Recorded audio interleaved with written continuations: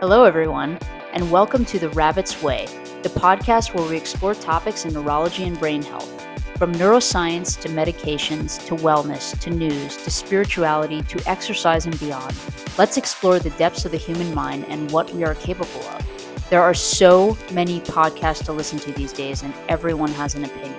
Let's try to filter through and separate the facts into undiluted truth. I'm your host, Dr. Ravitz, and I'm not just your average neurologist. My interests and passions run deep, and I'm constantly pushing myself to find truth. I'm a medical doctor, a woman, a surfer, a runner, and an exerciser, and an avid reader of all topics. I feel like it's time for me to share what I have learned. It's not easy to sift through all this information. Let's see who I can meet and what questions we can explore. How can we all be healthier humans? So please, if you enjoy this show, subscribe, rate, and share with your loved ones. Let's go!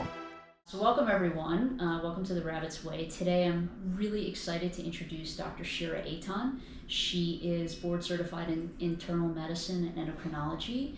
She and I have many patients together, and I can say with certainty she's the best endocrinologist in New York City that all my patients rave about.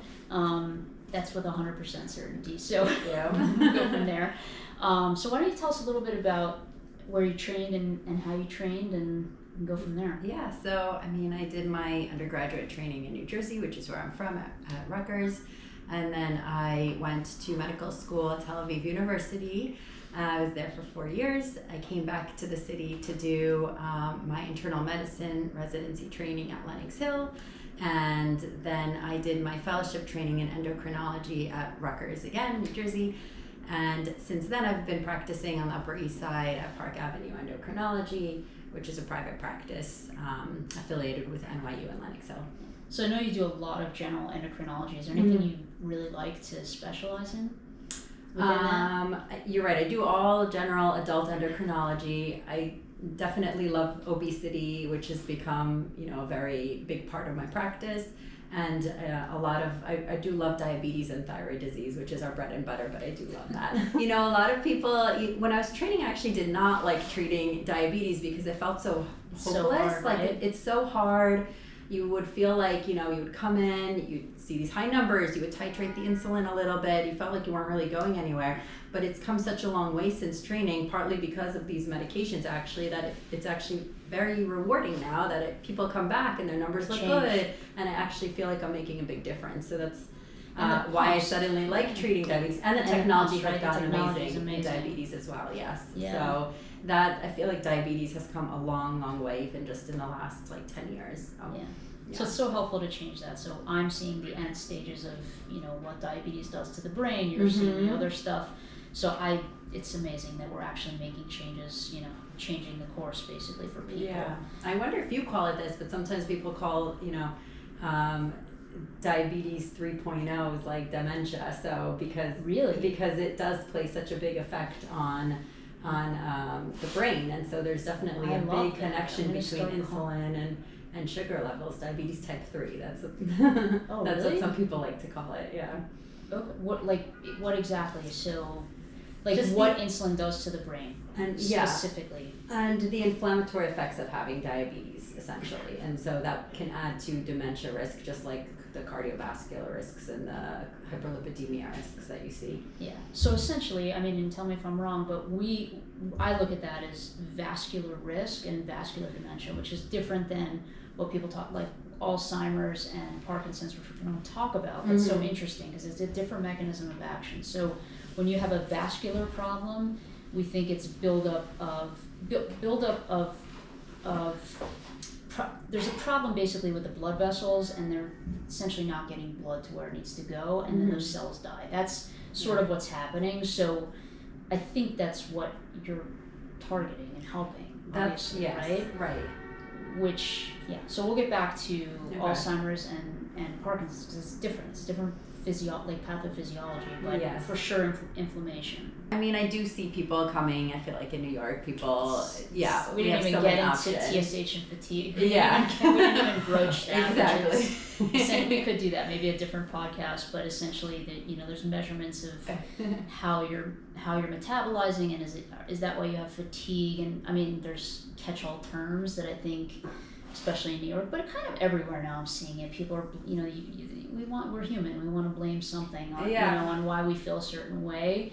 And then there's that whole subset. You're probably seeing it more than I do, but like they'll see you, but then they'll see somebody else who doesn't believe that the range is like exactly real. Right. Yeah. So for listeners, basically they're looking at the extreme ends of the thyroid, and they think that they're on the extreme ends, so that's why they're feeling it, and their endocrinologist doesn't appreciate that, right? Right. So, yes, we don't tend to believe that, but I do. When people come in, I take their symptoms serious, but I look for other things too. Yes. So a lot of times we'll find like a low ferritin, which is a marker of iron, or maybe a low B12. So I like to check, a few other things, and sometimes we find another cause for the fatigue, but it's not always what the person thinks they came in for, essentially.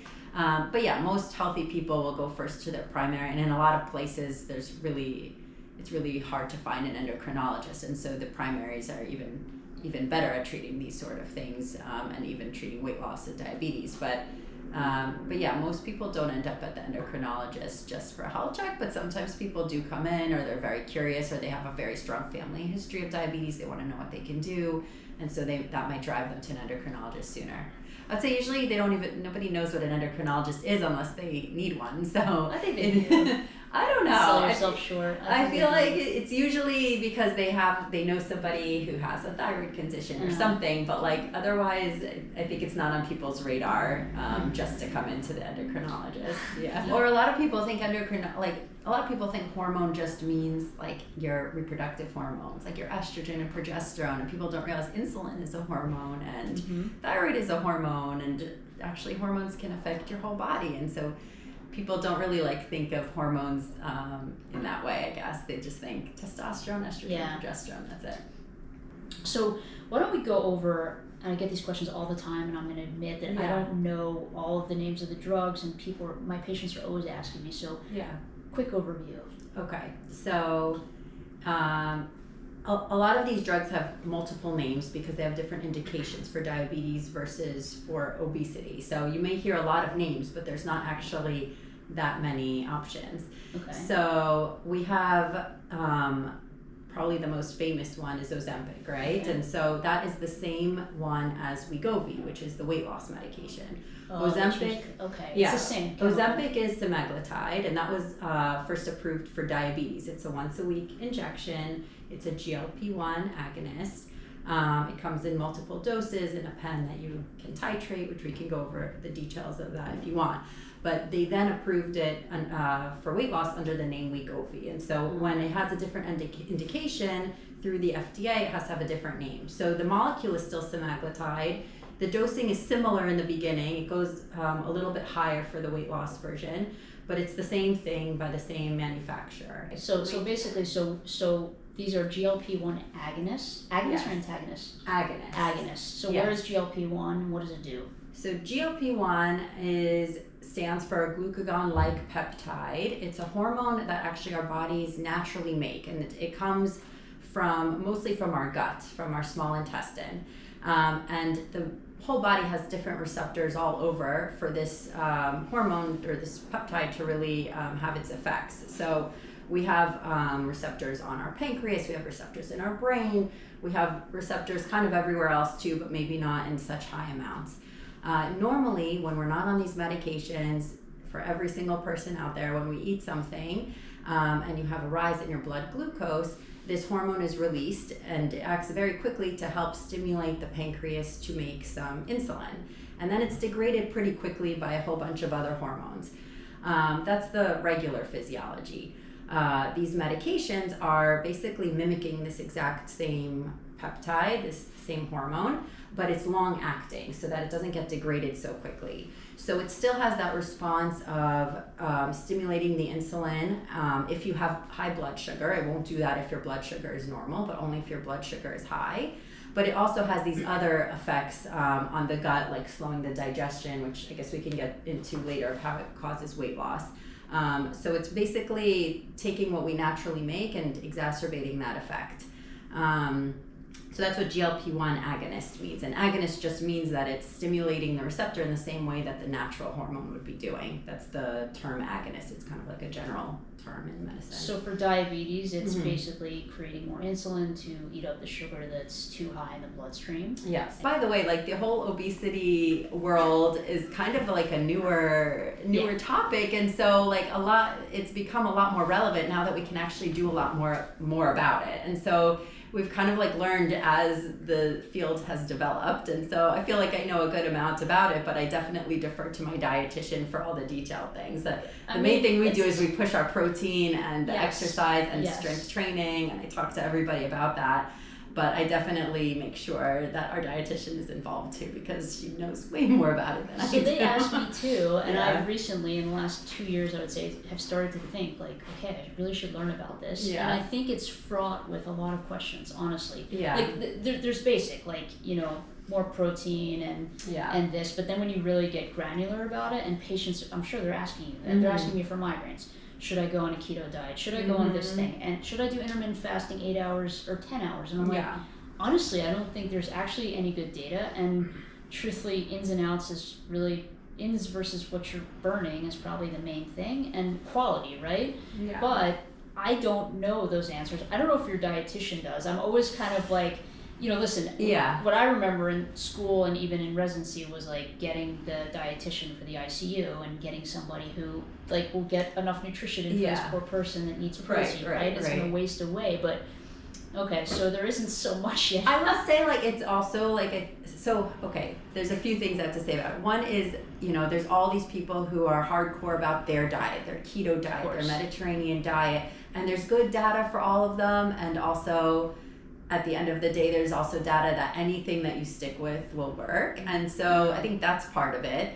And at the end of the day, it is calories in, calories out is like most of it. Maybe not everything, but yes, it has to be something you can stick with. You know, maybe like I might feel like some types of diets are a little bit more healthy than others, but you can lose weight doing anything. Like you hear people who eat McDonald's and lose weight. So if you're just looking at losing weight, like there's a lot of diets that will be successful. Now we can monitor and we try to check like the lipids, the A1C, the CRP, the insulin level, so we have more data as to how you're actually like doing health-wise when you're on a diet. But and cardiovascular, are you doing calcium scans and so forth, or that's I occasionally will do a calcium score, but I often, if I'm concerned looking at about like how the vessels uptake, how much plaque they have, and that's probably related to diet. Yeah, well, but a lot of the times, if I'm concerned at all, I just have them see a cardiologist as well for those kinds of testing. But yeah, definitely inflammatory markers, insulin levels, cholesterol, we check that almost every visit so that we can track the progress. Are you seeing that going down with the medicine? Yes, CRP, it depends. Some people come in with really high inflammatory markers, and we definitely can see that improve. Lipids over time, some people yes, some people no. It's a little bit hard because we're also pushing the protein, and so for a lot of people that's very hard to find the right balance of eating a lot of protein but not eating too much, you know, not eating too much cheese and not eating too much meat. So sometimes it's a little bit tricky, and that's where the dietitian is very helpful for us. But yes, we see insulin levels. We definitely obviously see the A1C improving for people who have had elevations in that coming in. The A1C is a marker of your sugar for the last 3 months. So that's our kind of like our cutoff for diabetes. But even pre-diabetes, we will see that reverse, and that happens relatively quickly for most people, I would say, on these medications. And then the other thing I want to mention, you mentioned intermittent fasting. There are some really interesting studies for intermittent fasting. So they have looked at IGF-1 levels, which are these like markers of growth hormone, but tend to be higher when you're having a lot of meat intake, for example, and a lot of inflammation. So they do monitor IGF-1 levels, CRP levels, cholesterol levels, insulin levels in these intermittent study intermittent fasting studies, and there are some improvements. So I do think there's something to it. And at the molecular level, and I heard this talk by an endocrinologist, like the molecular level, the idea is that having longer periods of no insulin spikes and no caloric intake does help the mechanisms of the cells like clean up, and so that might be part of it. So the too. broader studies for that, so the meta-analyses of that is essentially longer life. I mean, you know that, right? Yeah. It's so interesting, It's right? part of the whole anti-aging. It is for sure, and the studies are good.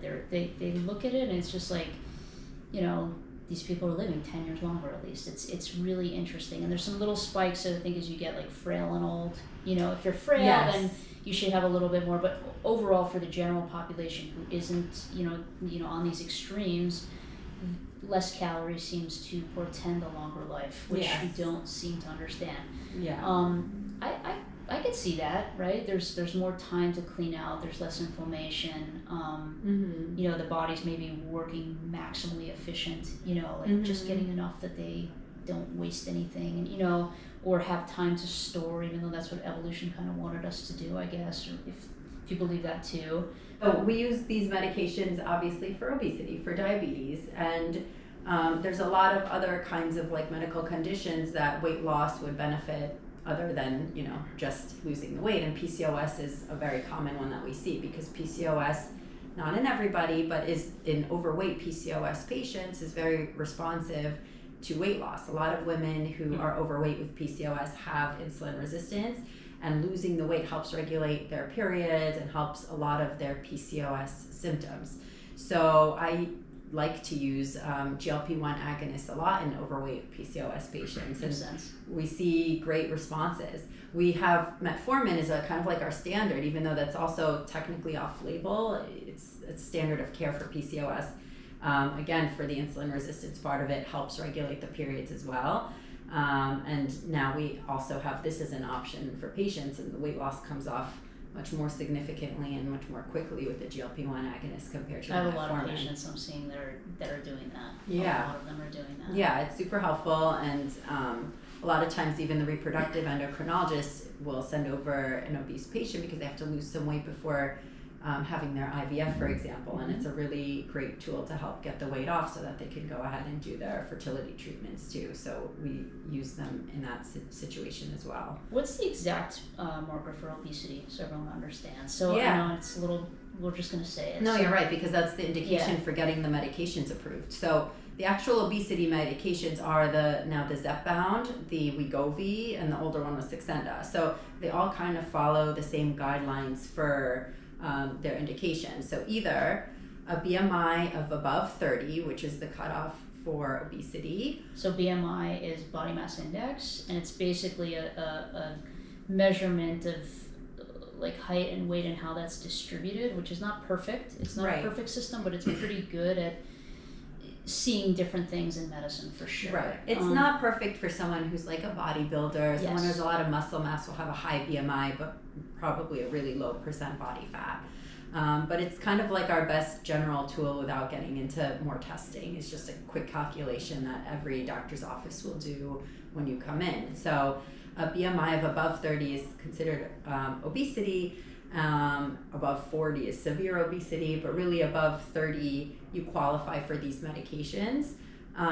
Or you can have a BMI of above 27, which is overweight, if you have another comorbid condition like hypertension, high blood pressure, high cholesterol, possibly you could say depression, joint pains, all these other kinds of things that can come with a little bit of excess weight. But so sometimes we can get these medications approved if you have the BMI of 27 plus something else going on. Okay.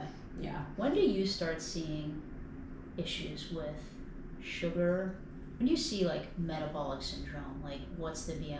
Like just as like, I know it's kind of maybe controversial, but when do you start to see like sugars creeping up, insulin resistance, maybe more PCOS? So variable. Like, we know the Asian population can have metabolic syndrome and like a lean BMI. So and they have more sometimes sleep apnea, we found out too. And interestingly. So I think so much of it depends more on actually the % body fat, but we don't have that so readily available to see. So that's much more variable than you would think. We should be able to do that now, house, like I easily, know. right? We can. We have a have machine in our office, but it's just the not. DEXA?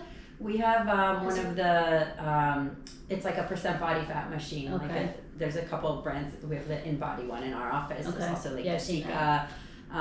There's ones that you can order at home. I'm not sure that they're super accurate, but it might be good for trending and for giving you an idea of what's going on. But yes, that would be much more helpful than just having the scale, because the scale doesn't tell you everything. But yeah, I don't think, and sometimes they have patients with a BMI of like 40 and technically on paper their A1C is great and their cholesterol's not bad, and maybe they have joint pains. There's always something, or the sleep apnea, but I think it's very variable, and it depends so much on genetic factors and what else is going on with maybe even other medications or lifestyle choices. So I can't say like one specific cutoff that I'm like, oh no, I'm more worried about you. Yeah. I mean, listen, I'm bored in pain too, and I see so many migraines, and we know chronic migraine is associated with obesity for some reason. Chronic. It's like daily or more than 20 headache days a month. So I'm always thinking of other ways that I can. Do you think that's because they're less active because of the migraine, or do you think I it's think vice it's versa? multifactorial. I think that definitely contributes. Yeah. So they're definitely less active, so they're not getting any of the good dopamine effects of exercise and the good cardio effects of it. I think in general pain is felt differently. Honestly, it's like that's such a weak answer for myself, but like there's something that happens where maybe pain perception, tolerance, it changes, and everything else is like stems from that. Not stems from it, but it like builds on each other, right? So there's if you're overweight and you have more inflammation, and inflammation is a trigger for migraine, like that's a problem. Then you're not exercising, then you're not sleeping. Sleeping is very excitatory to the brain, which is bad for migraine and bad for pain. So the sleep part of this is probably a huge component, probably like I don't even want to say or make a conjecture, but it's a huge part, because you're getting this overexcitable brain that is not functioning right. It's sort of like waiting to feel pain or waiting to process it.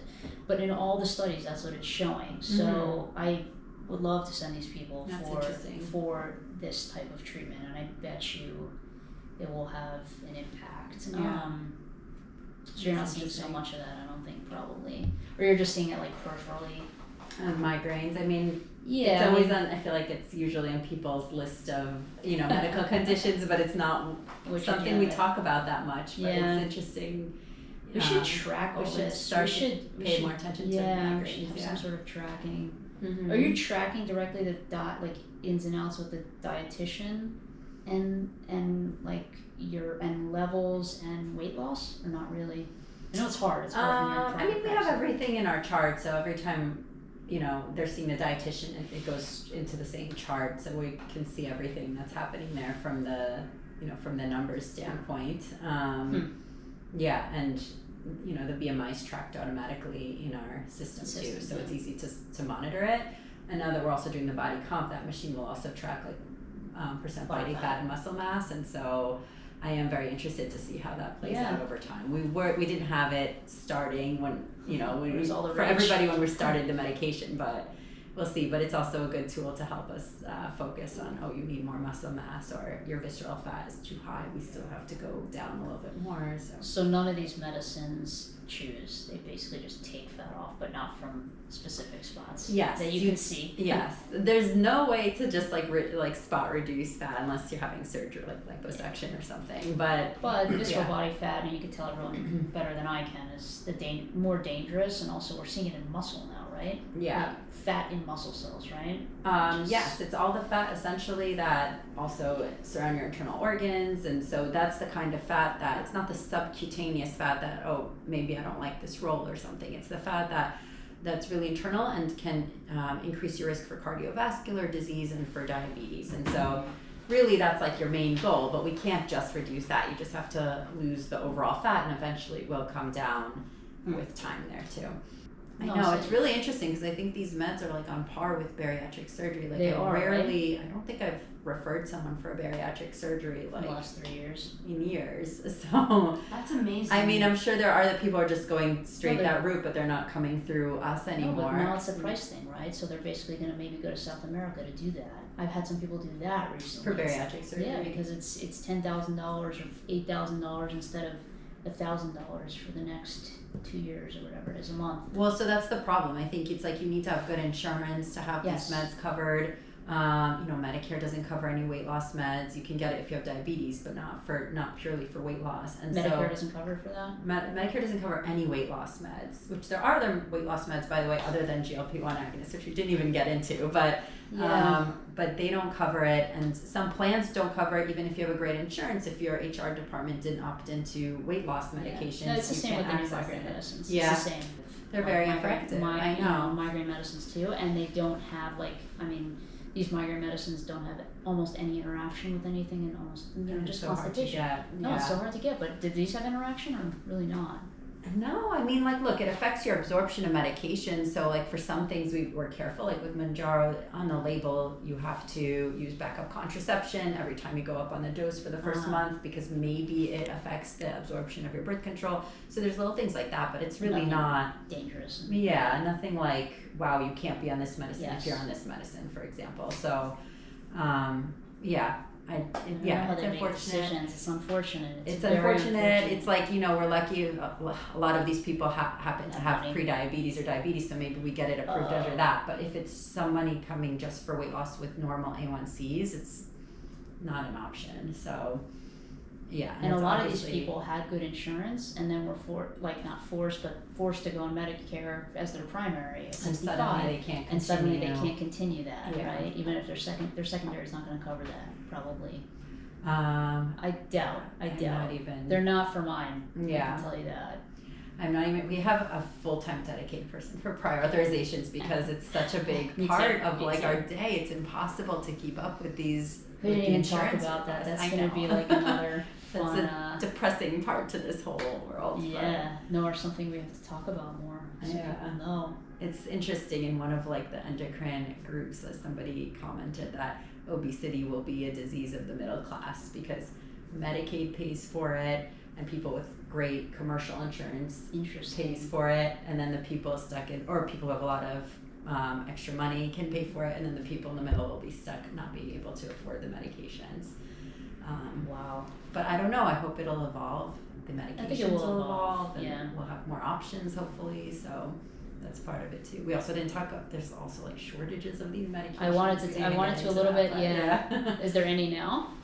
Wegovy, it's still impossible to find at the lower doses. Yeah. Are you sending people with compounding or no? I don't. I either switch them to, if we can get Ozempic for them, we would do that because it's the same molecule, and then you could switch to Wegovy at the higher dose, or I will switch them to Zepbound, which is available now. We'll see if there's shortages in the future, but Zepbound is excellent and right now available. So. Yeah, but Wegovy, it's been a while, and if you can't really start somebody new on Wegovy, so it's hard. Yeah, I'm seeing some of this, some of these things with the migraine medicines, where the supply is different in different countries, which you're seeing as well, right? So we're a much more fluid world now than we were even 10 years ago. So people are getting medications, and you might see that, you might not. It depends on how much they're telling, with insurance and whatnot. My patients are definitely trying to get things cheap. They're savvy and they're trying to get it, and the marketing doesn't make sense. So it's probably supply and demand in different countries. So hopefully we will see, it available, and generics and more molecules. They're already in the works. So we're going to have a lot more options in just a couple of years that are going to be even more effective from what the early data is showing. And so I think there's it's really just changing the whole landscape of what obesity is in America, which is a big part of America, but yes. Big part, yeah. Well, thank you so much for coming on. Such fun. So much fun. Yeah, it is fun. It's super interesting. And why don't you tell everyone, or I can tell them where they can find you, or what your social media is, or where your office is. We're going to put it in the show notes, the office and so forth, but if you want any other Well, shout outs. Sure. I mean, my office is on the Upper East Side at 103 East 75th Street. It's called Park Avenue Endocrinology, and I work with 2 other endocrinologists, and as I mentioned, like our wonderful dietitian as well. I do have an Instagram that I have not used in a while. Same. But I have to remember the handle. Okay. But I probably put it in the notes. Put that in the notes. Only if you want to. Yeah, no, I should. Yeah, I should get back into that eventually. Yeah.